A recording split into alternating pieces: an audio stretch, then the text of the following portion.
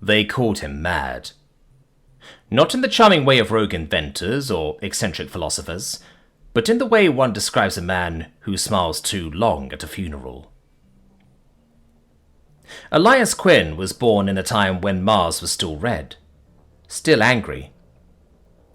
Colonized but not conquered, not shaped in the image of man.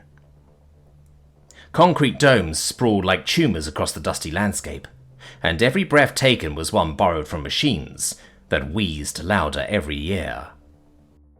Elias wasn't a soldier, wasn't a captain of industry, or a founder, or a man with a great cause. He was a botanist, one of the last from Earth that had made the decision to do their part for the Red Planet.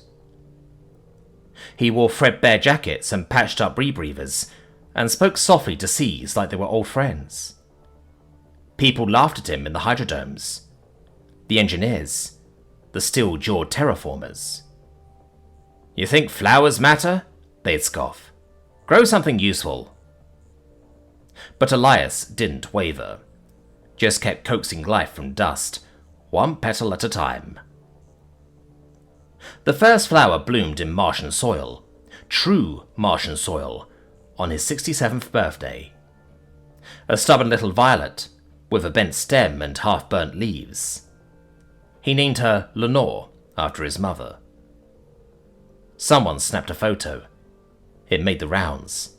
Most people laughed. Some cursed the waste of water. But one little girl, barely 5, wheezing in the monoethylonymy tinted air of Dome 17, asked her father, "Why would someone grow a flower where nothing grows?"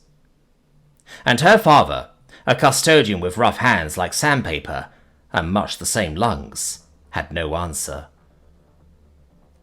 3 years later, there were flowers in every dome. Not food, not fuel, just beauty. And something shifted in the Martian culture, the Martian mentality. People started naming things again. Not serial numbers, but names. They started painting, writing, sending poems across comms. One engineer turned his welding torch into a light sculpture. A medtech started singing lullabies over the clinic intercom. When Elias died, he was buried in the garden he made. No tombstone, just a plaque that read, "He reminded us we were not machines."